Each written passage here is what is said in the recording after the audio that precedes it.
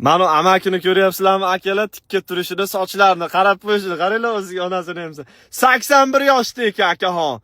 Ko'rinishi, turishi, yurishi, gapirishlari hamma yo'g'i joyida. Hozir mana yonidagi xola 85 yoshlik opasi ekan. Uylanmagan ekan, bolasi ham yo'q ekan. Nimaga unaqa yosh ko'rinasiz desam, o'shaning uchun deyapti. Bunaqa paketlarni qoldirdi, oyog'i manetga tegib ketdi, hozir loyiqorudi, qo'llarida mana qilib artib tozalab, uzr kechirasan u bu deyapti. Qaranglar mana, ko'rinishini ko'rib qo'yinglar sizlar. Yurishdi qaranglar bratamni. Qarochi amakini tashab qo'ydim. Bitta o'zi yashaydi ekan mana o'rmonlarda ichida akalar.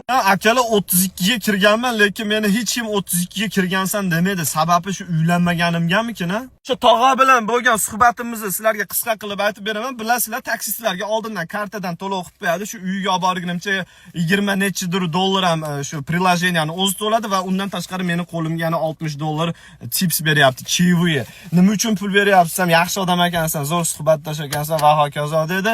So'radim, qiziqdim. Nimaga uylanmagansiz? Nimaga bolalaringiz yo'q desam, menga muammo kerak emas, responsibility ortiqcha, ya'ni javobgarlik kerak emas, ответственность.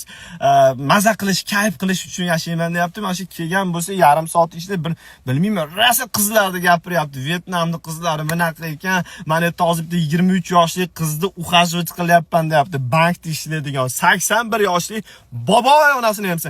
Eng qizig'i bu odam gapi bo'yicha milliarder bo'lganman deyapti. O'sha dacha olgan ekan, hozir o'rmonlarda ichida bitta uy qilib, ashitda o'zim spokойствiyada yashayman deyapti. Gapi bo'yicha 700 ming dollarlik Lamborghini'm bor, 60-yillik Harley Davidson mototsiklim bor, eksponat sifatida turadi uyimda va hokazo va hokazo.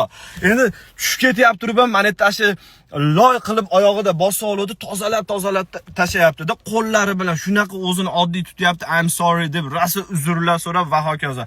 Endi sizlarga savol, bizda kreditga kimdir jentra olsa qana qilib o'zini tutadi?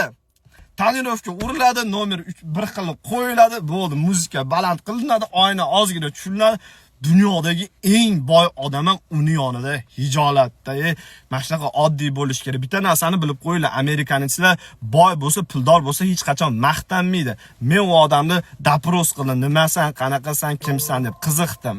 Bitta eng qiziq joyi, e'tibor bersanglar, videolarda eng ko'pi biznikilar gapiradi kibr haqida. Kibr bo'lma, kibr haligi ma'noli gaplar gapirishadi. O'zi olib qaraydigan bo'lsa, eng kibri biz o'zimizmiz. Bularda 1 gram kibr ham yo'q.